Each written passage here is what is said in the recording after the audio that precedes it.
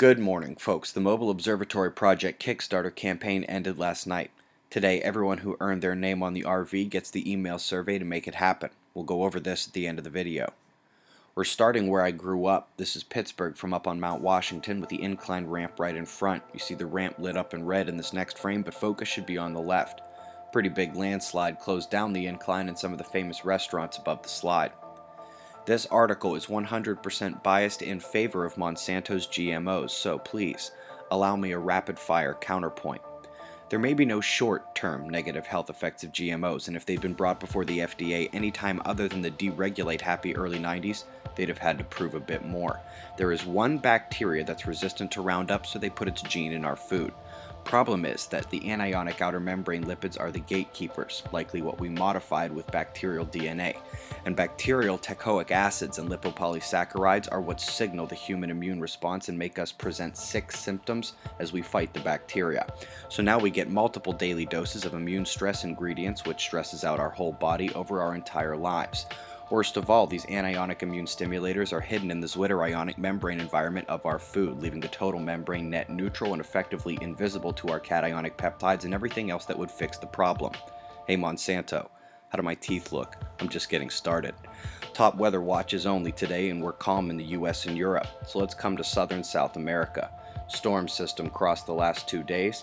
2,000 evacuated in Argentina. Agricultural disasters for some Chilean farmers as major lightning came through. The low appears ready to move on now, but he's still got that tail as a Brazilian concern tonight. Meanwhile, in the West Pacific, we have our two tropical systems. Up north is a depression heading for the Philippines. Down south we have Cyclone Eta heading right for northern Australia, going to skim the coast. And they've already got a rain line cutting through Australia today. Quickly, let's keep a peripheral in the center of the galaxy. We detected our first gamma burst in over a week last night out of the Sagittarius constellation. Solar wind is relatively calm. We're slightly above average on the proton speed, but density is normal to low and plasma temperature is steady.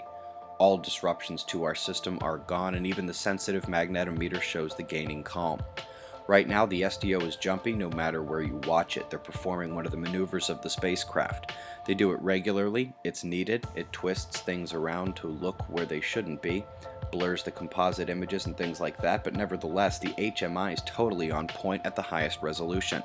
We are watching this tetrad incoming that actually has a double at the north point.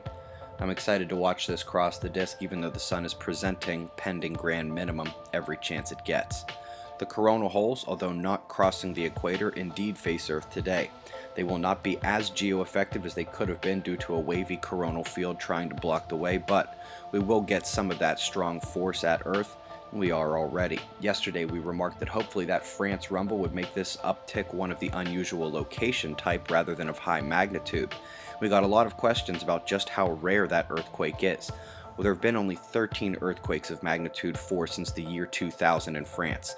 Only 2 in those 14 plus years were bigger than this week's earthquake, and the last one was almost a decade ago. That's much rarer than a 7-pointer on the Ring of Fire, although I realize it's tough to think of it that way. Last but not least, folks, if you got one of the name slots or one of the project iPads, you already have the email waiting for you.